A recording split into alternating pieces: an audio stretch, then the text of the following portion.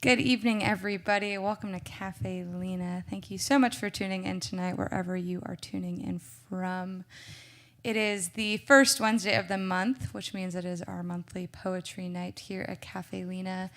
And typically we would have our open mic portion with this as well, but unfortunately, we can't all be together, so instead we have three amazing featured poets who will be here to share some work with you. You'll notice that there is a tip link on the side of your screen right over here. All of your tips will help support these amazing poets. It'll help support Caffe Lena, so we hope that you will donate if you can. And now I'm going to introduce our first featured poet, who is Andy Clausen. Oh, let my loins tremble.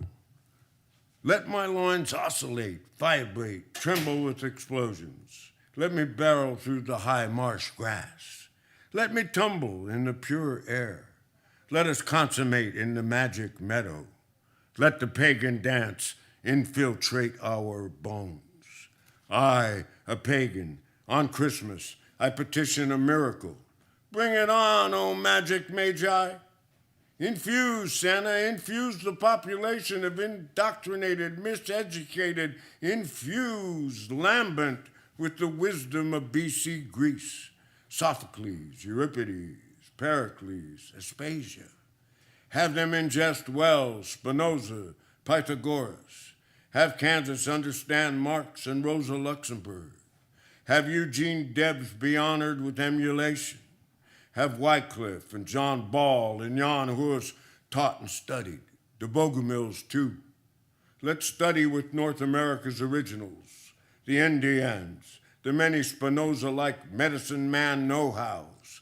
Let's have an outbreak of the marginalized and fighting voices of determined girls, and justice be done mothers, of us all guiding sages, mothers that love the mother and the beat generation, and the afterbeat generation, and the regeneration. In parts of the South, regional pride wants to celebrate and bring back an economy based on slavery. Not just wage slavery, actual ankle iron whipping post slavery, private prison, de facto slavery in facto. I ask you, what would Jesus do? Would he own slaves, condone slavery, segregation? Would he look the other way, remain silent as the police executed innocents, misdemeanor scofflaws, children, fathers, mothers, because they, the militarized police, are afraid, don't want to share freedom, and they get off on cruelty? Would he pretend it wasn't happening? Condone present economic distribution? Jesus? What did he tell Nicodemus to do?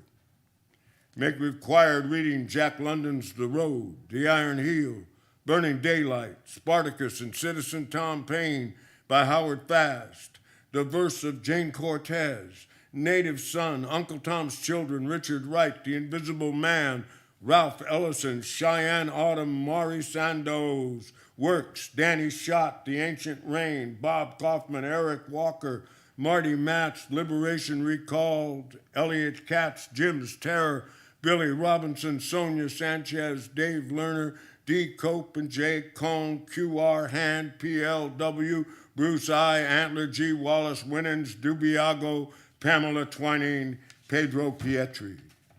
Educate the people, or we are doomed and damned. I suspect there's not enough time to make people intelligent. So let's all be Jean Valjean. These are urgent, gruesome times. I've got her over my shoulder and I'm running through the sewers. History's making me do it. I'm Jean Valjean. We are Jean Valjean. Open your head, your heart, your fist. Open the pages of your poets. Open that ear, that chest. Move those legs to a rebirth of the music of love, no quit. Open to the jazz, the bop B, the bop she, bop bop. Open to the blues, electric and chilling. Jimmy, the yodeling brakeman, and the howling wolf, Bird, Dolphy, Shank, Dameron, Mingus, Buffy, Bob Dylan, Bessie, Jay McMurtry, Towns, Billy, Exuma, Tom Pacheco. Despite all shortcomings and errors of 76 trips around the sun, I can still F blank blank K. Spite of all the conditions working against me, I have sex, penetrative sex with my muse. And I don't think I can wait on the revolution to have bright moments. Let my lines oscillate, vibrate, tremble with explosions. Let me barrel through the high marsh grass. Let me tumble in the pure air. Let us consummate in the magic meadow.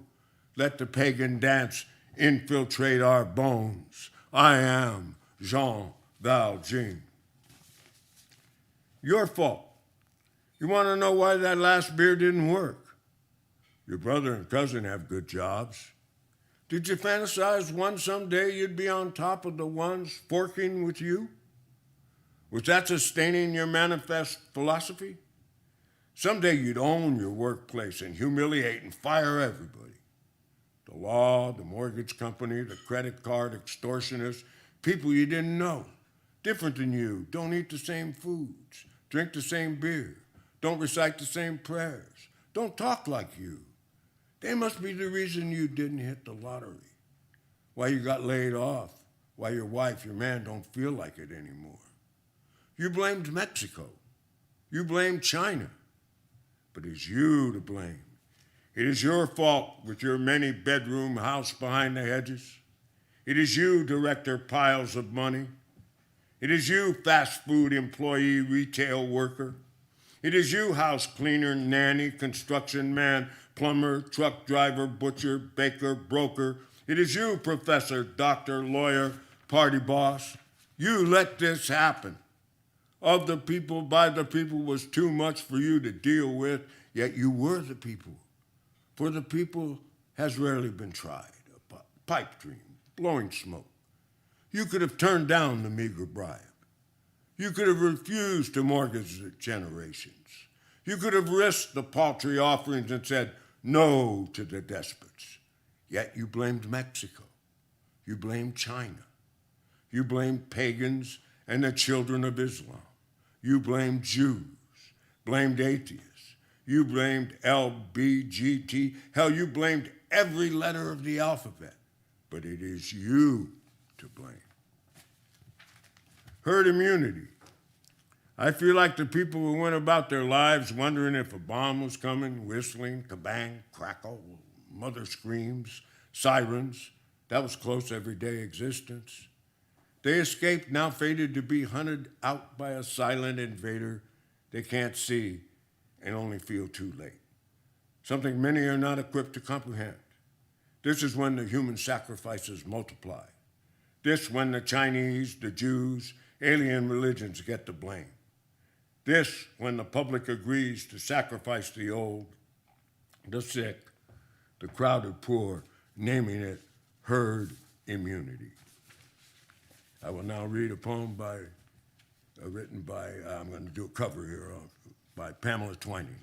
In the Blood, Nights of the Blues, Young Stuff, Peach Fullness, Tender Touch, don't bruise now. Listening with deepest organs, what is it that spills over out into electric energy, dance, spin, undulate, draw fingers slowly down a length of arm, a curve of back or buttock, a breathless trace of hand or nape or, yes, come from behind, and momentary angel touch of satin skin at bosom. Was it ever there at all or just illusion? Saxophone notes sliding, slipping, viscous into the pathways, leading to blood aflame with wanting. I could not let you leave me. Those saxy notes have bound us. Feel it, feel it, feel it. Pretending to be soft, instead transfixing, maybe magic, gentle, but undeniable, immovable, unshakable, relentless. We are going to make love. Our fates in the music demand it, sealed with your breath and signed in our blood and our spit. The juices wrung from that recipe, inescapable sound mixed with atomic heat, a legendary love passed down in songs. Poets bound by music, bird and train, ornette, sun raw, shining pathways, delicious orgasms. Pamela Twining. I want to sing America the Beautiful without my face and torso turning into a sobbing mess. I want to sing and tap the bongos with This Land Is Your Land. I want to have immense fun like the Beat Generation. I shudder what Alan, Gregory, Ray, Janine, Peter, Lenore, Diane, Bob, Lerner, Jack would feel alive this moment. Yes, the promise of America is being killed, and fast.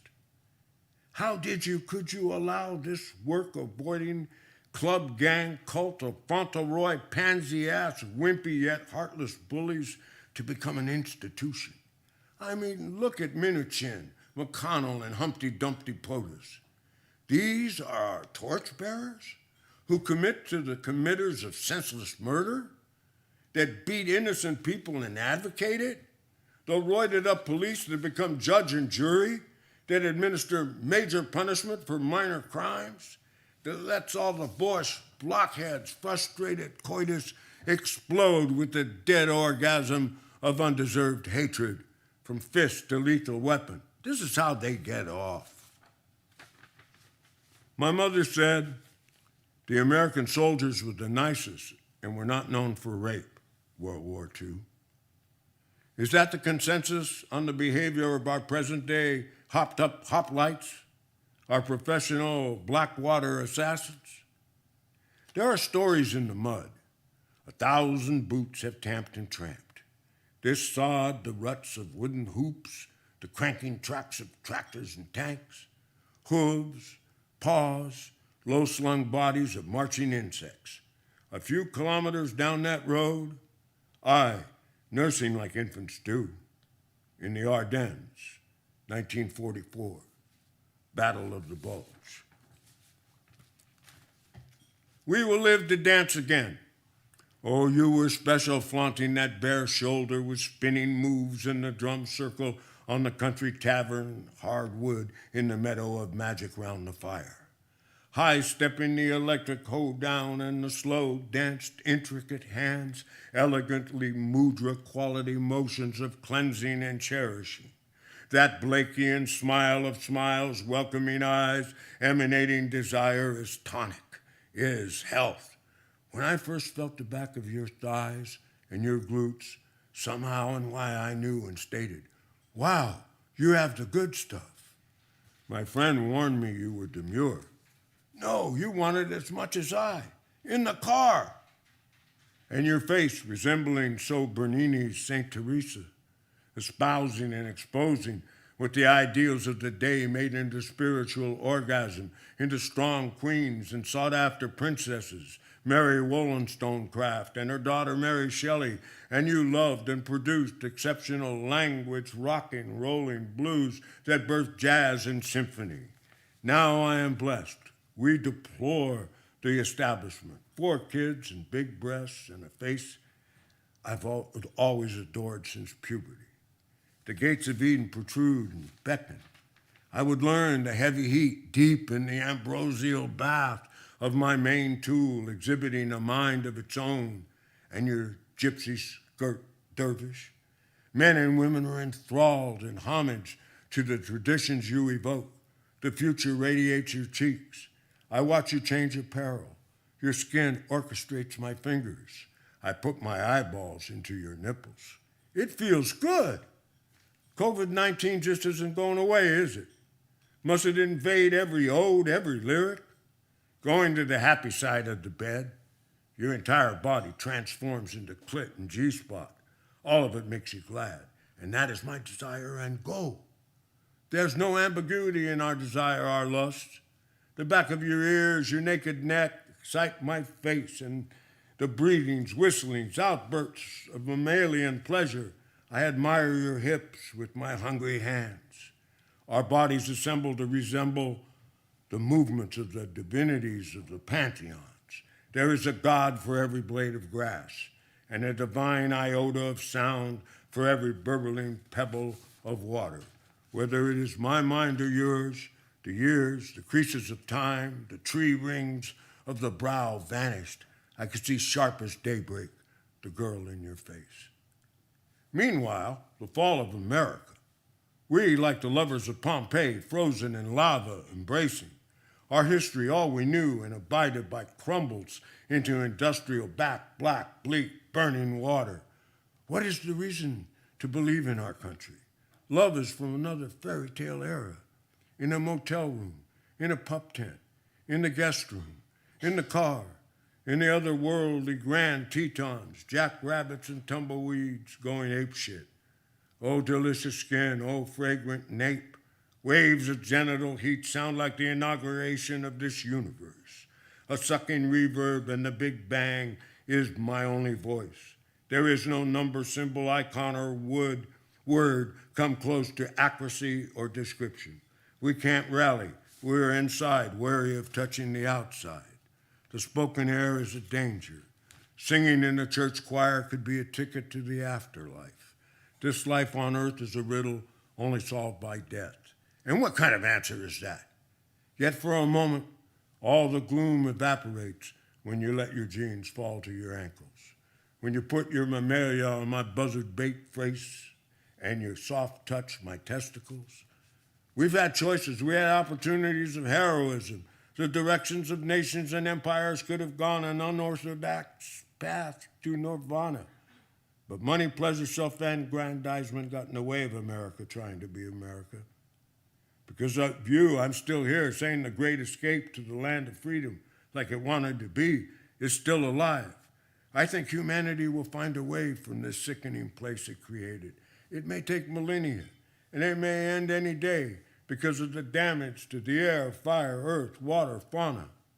Yet humanity could and may survive to a harmonious, collective will, yet free-minded destiny. And you know why?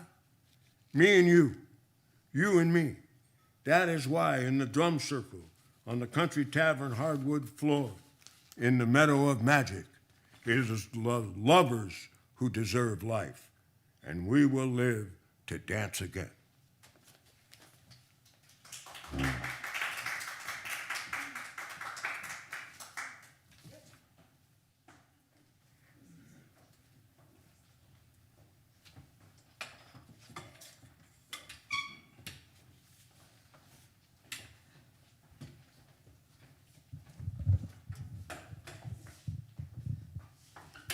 All right, thank you so much, Andy. Let's give him a big virtual round of applause. That was a wonderful, wonderful performance. And like I said before, you'll see a tip link on the side of your screen. If you are enjoying the show and you want to support Caffe Lena, you can throw a donation into the virtual tip jar. Everything helps us keep doing these amazing free live streams for you. Our next poet is Sarah Giragosian, and she is coming up here from Schenectady. She teaches at SUNY Albany, and she's got some great work for you. So let's give her a very warm welcome, everybody.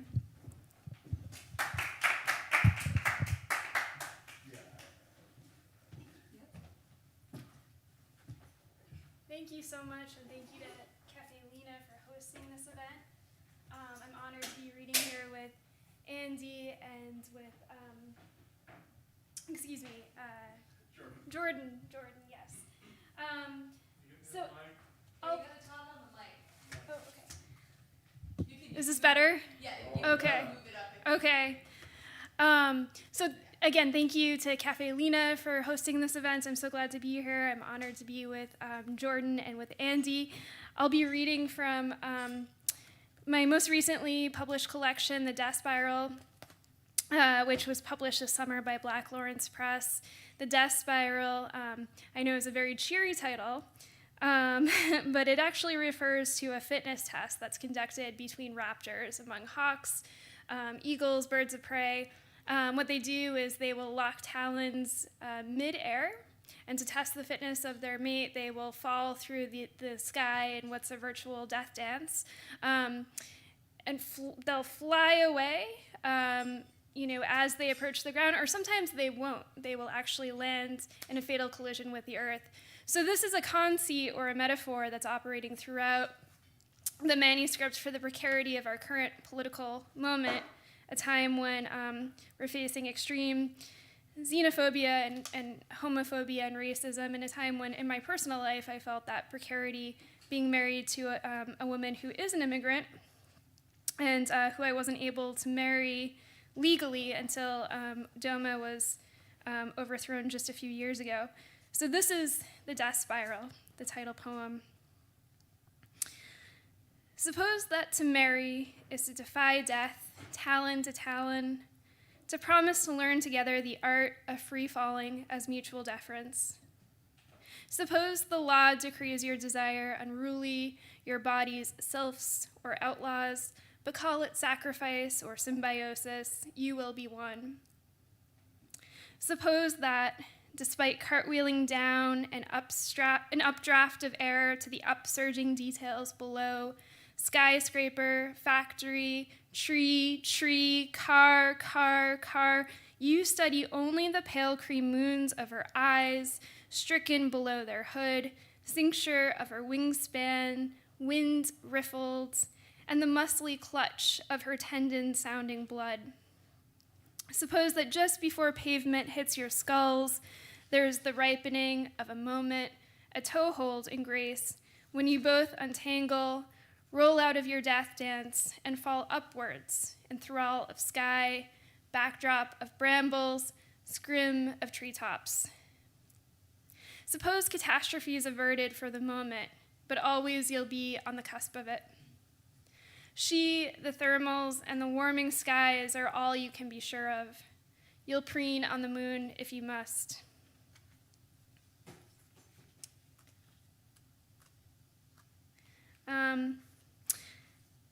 This next one is called The Second Moon Colony Will Not Fail. The second moon colony will not fail, the president promised us. We volunteered as we always will for beauty and an exit way, for moon, a faraway pearl, blintering at the edge of an unfathomable sea of stars. We volunteered for bounty or bust up or belief in progress, or because the words jabbed us like a finger on a poster. If you are a US citizen or resident alien in good health, sign up today to voyage to the moon. We volunteered because we were bored or at war, or because the earth was dying, and because we would see Earthshine for the first time from the near side of the moon. We volunteered because we could turn our imaginations outward or upward, away from ourselves, because we could scream at each other across a soundless atmosphere and then make love on lands where gravity is a weak thread.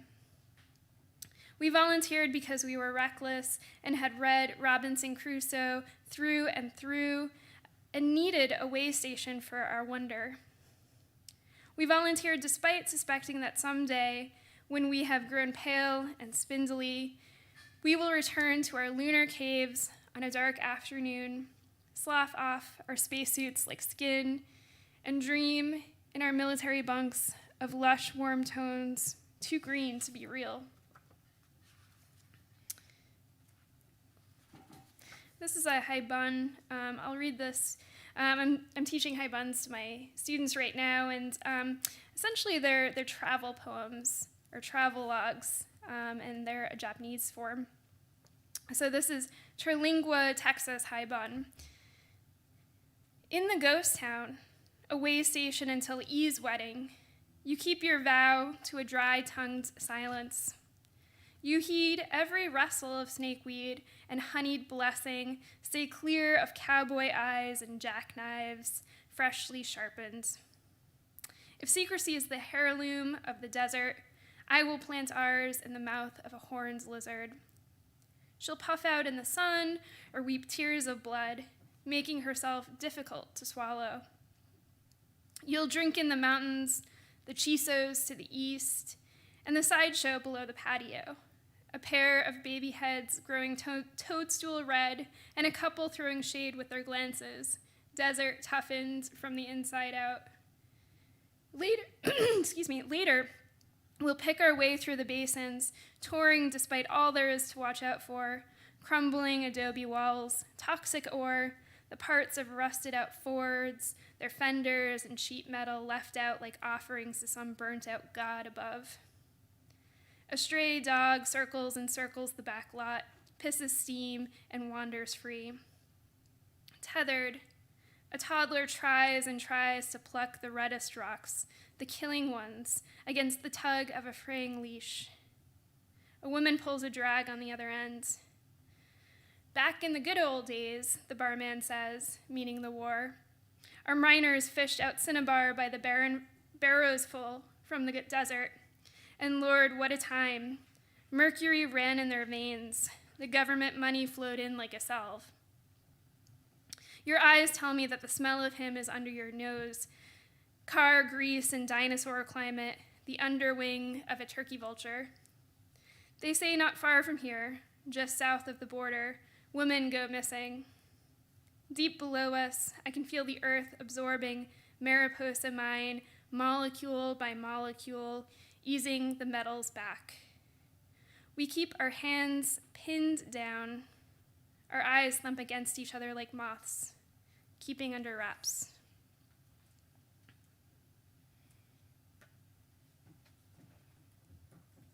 I'll read just another one from this collection, and then I'll read from my other book, Queer Fish.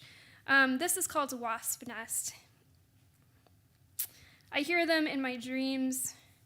Their wings beat at a frequency of sea, and out of spittle, wood, and song, they make a cathedral of papier-mâché.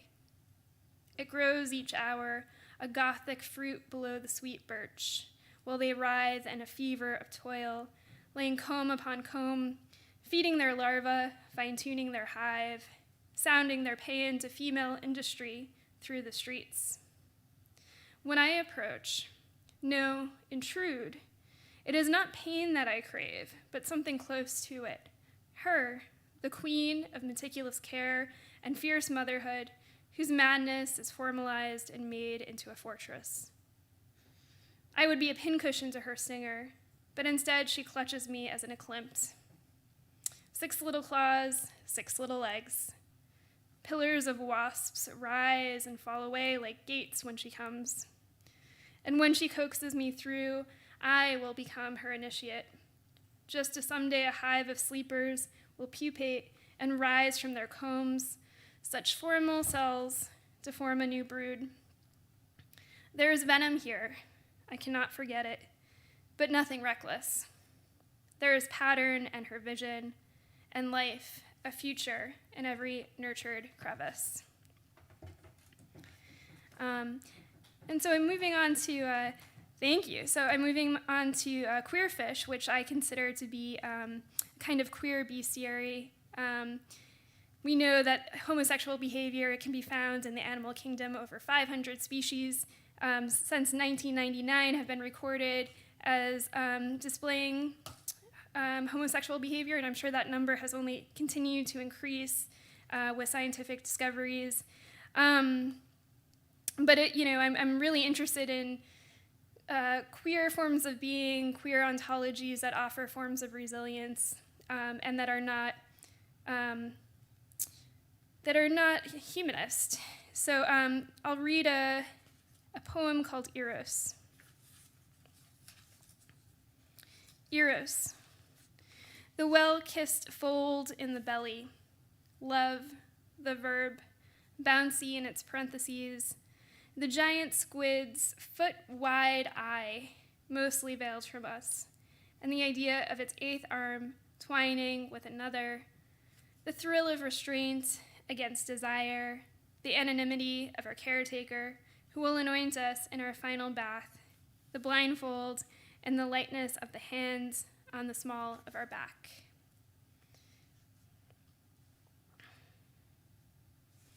This is all at sea. I am not blameless, living off of my mother's belly. I know my thirst, and I know my crimes. I know yours. But do you remember, in your dreams, our emergent bodies ghosting below the sea line?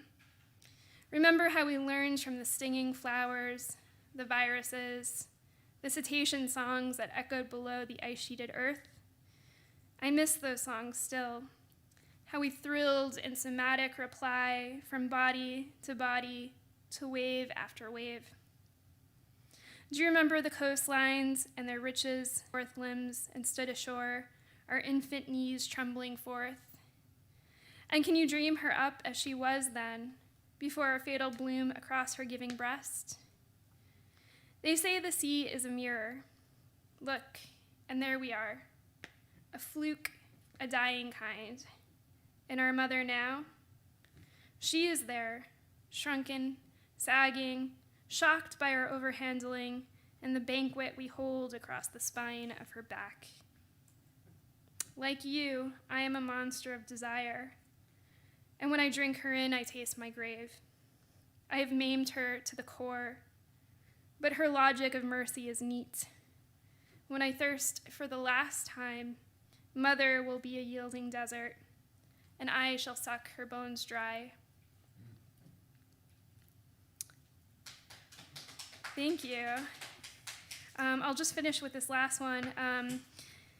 This is The Fish Beneath the Portuguese Man of War, and if you know anything about the Portuguese Man of War, you know it's a very toxic creature, one that stingers can be fatal to other creatures. But there are fish that live underneath the Portuguese Man of War that are immune to its toxins. So not quite a symbiotic relationship, but I guess a kind of mutualism. What do they use it for? Shade? They use it actually under the tentacles of the Portuguese Man of War. They have a little bit of a camouflage and a protection from other predators. So this is the fish beneath the Portuguese Man of War.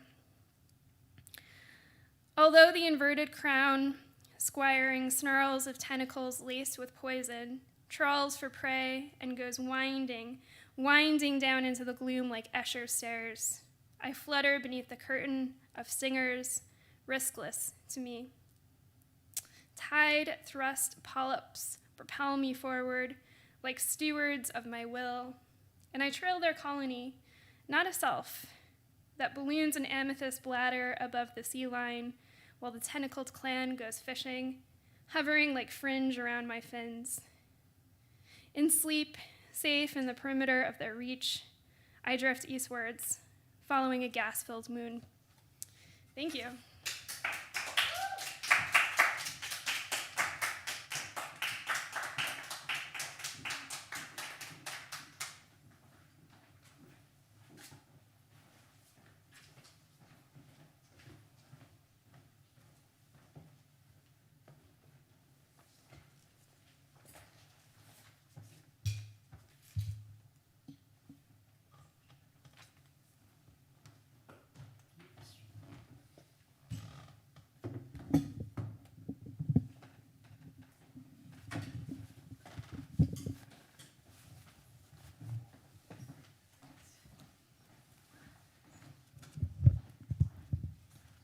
All right, thanks so much, Sarah. That was really wonderful.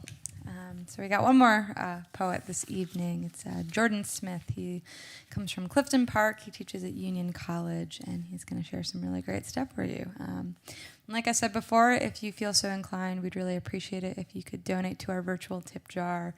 All of your donations help us keep providing you with free live streams every single night and keep us going until things look a little bit more normal. All right, well, thank you so much for tuning in, and I'm going to pass it over to Jordan. Thank you very much. And thanks to all of you out there. And I'd especially like to thank 3 Mile Harbor Press and the folks there, including Paul Ganega, who published my new book, Little Black Train, which is what I'll be reading from tonight. I'm going to start with a couple of poems that are based on American folk tunes, fiddle tunes. If you ever spend any time with American fiddle tunes, you know there's something really recalcitrant, resistant about them. They really don't want to be anything but themselves. And this is a poem that sort of started there. It's called America a Trance, but the tune that it's about is a tune I ran into called Go Into That Free State. I heard it, I thought I wanted to learn it, it was pretty good. And freedom sounded like a good thing, to think about and go in towards freedom. Then I began researching the tune a little bit and discovered that in this context, free state meant a place without taxes. And that seemed to, freedom versus no taxes seemed to sum a lot of stuff up for me right now. This is called America a Trance. Don't think this is over. The fiddler's got another 100 trips through Go Into That Free State left in his bow arm. and another dozen anecdotes about how it doesn't mean what you think it does. It sounds like it's about freedom. It's about memory and those unforgivable injuries, taxes and rents. Thoreau's master surveyor whacked the boy with a switch so he'd never forget the boundary corner. He got paid enough to do that. The fiddler has one squint eye and the kind of seriousness you don't find much anymore until you do, and it's too late. He's into a set of cross A tunes that might end Sunday, if it ends at all. See, you're learning it his way, sitting by the wood stove, sweating, bow a little slack, gut strings, nothing written down. If there's a dog at your feet, a glass by your hand, you've earned it, playing the same damn tune. I was driving through Waterford, New York, and I got stuck at a traffic light for a bit. And on the radio I was listening to NPR, and there was an interview with someone who just published an autobiography about his time in New York, hanging around with the Warhol set. And it was, I'm usually interested in that stuff, but this was the worst interview I'd ever heard. So I flipped it off and just put in whatever was on the CD player, and it was an American hymn called Little Black Train. This became the title poem for this book. Little Black Train. I never made it to San Francisco, 55 or 67, to Soho or the East Village, to Brooklyn with Whitman or Miller or Auden. Instead, I'm driving through Waterford, New York, toward North Troy, listening to an artist pitch his memoir of good times in the 70s on the radio. And because he can't put two clear sentences together, and because the rest of the news is murder on the one hand and on the other, I switched to an old Appalachian song, a brutal Christian exhortation to fix your business right. What I miss in these little towns are the grade crossings, where you had to stop when the gates dropped, and the squat bulk of one of the black New York Central diesels pulled through, then the freights with their old-fashioned graffiti, a tramp's scrawled skull and bones, or a half-gone Jesus. What I miss is the weight of it, just a few feet from the car's grill, the shock of wind and metal, whatever couldn't be stopped, not for anything, when I wasn't going anywhere at all.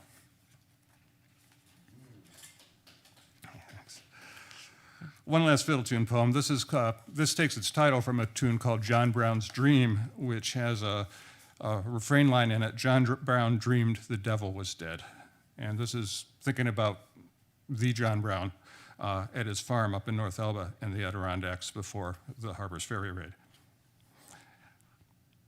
John Brown's Dream. John Brown dreamed the devil was dead. He isn't. In North Elba, with his freedmen, he sleeps poorly, the old man. Should God's war be a border feud, as if men were cattle, men were reavers? Who might tell them apart? Who would be safe from slaughter? Who numbered for it? And judgment, as the whirlwind proclaimed, is an afterthought, an impertinence, where dwells the devil, in doubt and impermanence, in human judgment, but he is dead. And God is an armory to be plundered, and freedom, above all else, a cleansing. He will make peace a byword, a shard in the storm's coils, and that shall be equality, he dreams, the end of difference, which is, God answers, from his still point, the dream a man who dies for it may have, when he also dreams that the devil, who is only the work of our hands, is dead. There's a sequence in this book called 8 Hats, and it is based on a series of paintings by my friend Walter Hackey. We did a collaborative project where he had done the hat sequence, and I wrote a series of poems about them. They were produced as a limited edition of broadsides, and the poems turned out to be, I wasn't quite sure what I'd be doing with them, but they turned out to be monologues spoken by the people who would either wear the hat or might own the hat. The first one, called Soldier, is based on a hat that Walt owned. It was a World War I Army helmet. This isn't the soldier speaking, this is someone thinking about the soldier who had worn that hat. That's all that's left of modernism, the way it takes it all apart and lets you see how broken we are, how little protects us, and how cheaply. A few leather straps and a cowl, some netting, all sweat-stained and ready to split or tear or chafe, and then the helmet, drab and flat. And what good would it do you? Any marksman would aim below its rim, and shrapnel spreads. You know, men were killed just by the concussion from the shells. Irony doesn't stand up much better than steel to that kind of knowledge. How long do you think we'll put up with it? Pretty much forever, I'd say, as long as the market can turn even Guernica to collateral for the debt we've racked up to make a few people comfortable and the rest suitable subjects.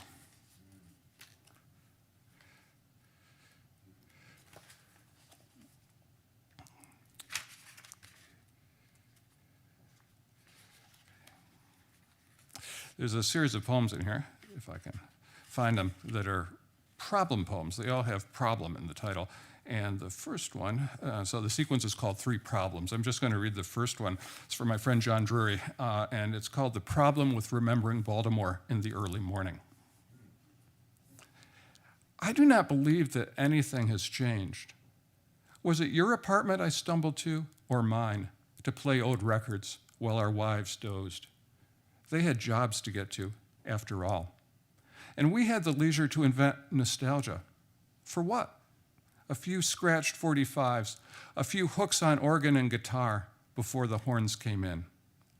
We were in the city where nothing is lost, not in the junk shops on the avenues, the jukeboxes of Fells Point, the 1950s hair and uniforms of the women behind the counter of the diner, the moon on the ceiling of the famous ballroom.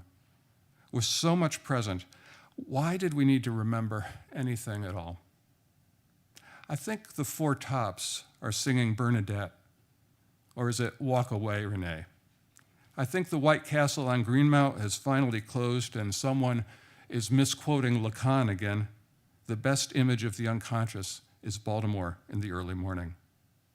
The cab lights heading off down North Charles Street are the reflections of a bare bulb on the grooves of the LP I found in the garbage trolley in the back stairway. Ray Charles asking, "Tell me what I say," as if anyone could forget.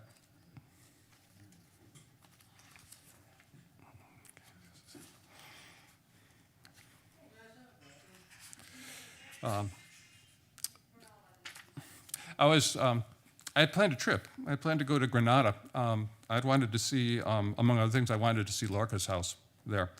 And my colleague Byrne had planned a trip somewhere else, and we both had to cancel at the last minute. So we were complaining about this to each other in the hallway.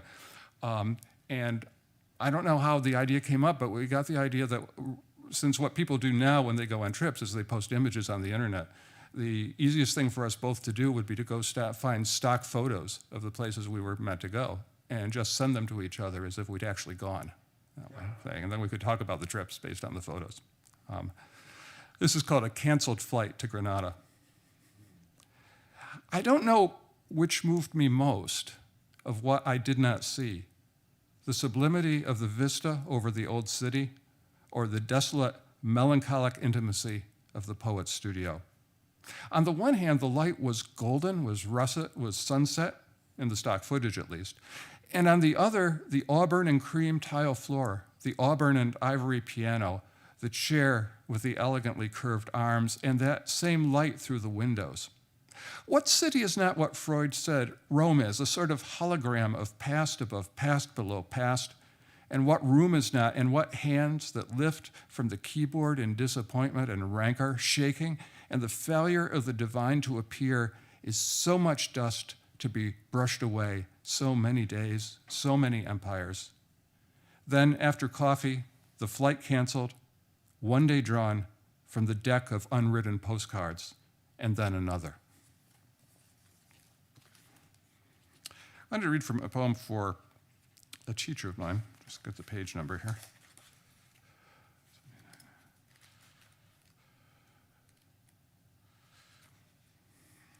It's for a terrific poet and teacher and friend. It's for Marvin Bell. Marvin and I both we shared a vice. We both played brass instruments when we were kids. I think he played cornet and I played trumpet. And this is called Cornetists for Marvin Bell. It begins with something that really interests me, that in the late 19th century, cornetists were like the Eric Claptons of their day. They were the virtuosi.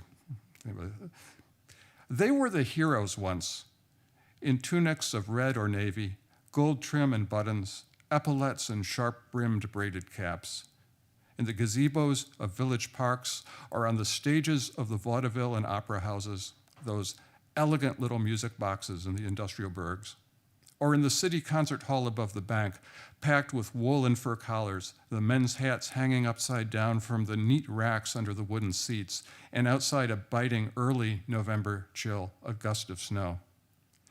Even then, the cornet's voice was deep summer, the high shimmer of light breaking on a conservatory's glass roof, the valves and pistons of a steam launch heading to the great house on the island, the flag rippling on the stern.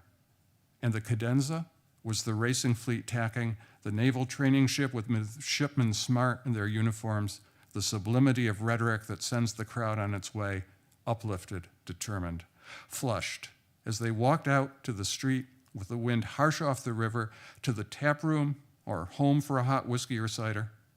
Already they missed it, the radiance of that sound, the cornet's golden bell. They tried to conjure it up, but it was gone with the evening, and the smell of strong spirits, the sound of a brawl breaking out over what? And now it is the mirror at the end of a long hallway of a house in which they are no longer welcome, this nostalgia, as they set out, even with all those tasks before them, whistling a tune they have already half forgotten. And I'd like to end with an elegy for my mother, for Winifred Smith. It's called With a Glass of Finger Lakes Red. Summer, 1964. 10 years old, drowsy, bored. In the cat's paws on Canandaigua Lake, I could hear the halyards shake, see the telltales flutter, shift as wind freshened off the shale cliffs of the Bristol Hills. The mainsail slacked, then filled, the hull heeled as we tacked. I held the jib, Dad smoking, perched on the foredeck, half on watch to see I kept things trim. Mom had the tiller. It was her calm pleasure I remember best, repeating the words for me, the mast and gunwales, the centerboard shackle, the frayed wire stays, the boom's worn tackle. Names for the boat, the lake, the weather. In memory, love and naming tethered. She's in the low sun, bow splash, rope on the palm, waves, pitch and slope. A few high cumuli barely looming. Her arm rests on the cockpit combing. And sunset is a local wine like this one, sweet and full, entwined with shale and silt. The long, thin lake, a sailboat, a mother, and their wake. Sleepy, the boy lets the jib sheet fall, the canvas luff, feels the hull stall until she takes both sails in hand, course set, no hurry, back toward land. Thank you very much.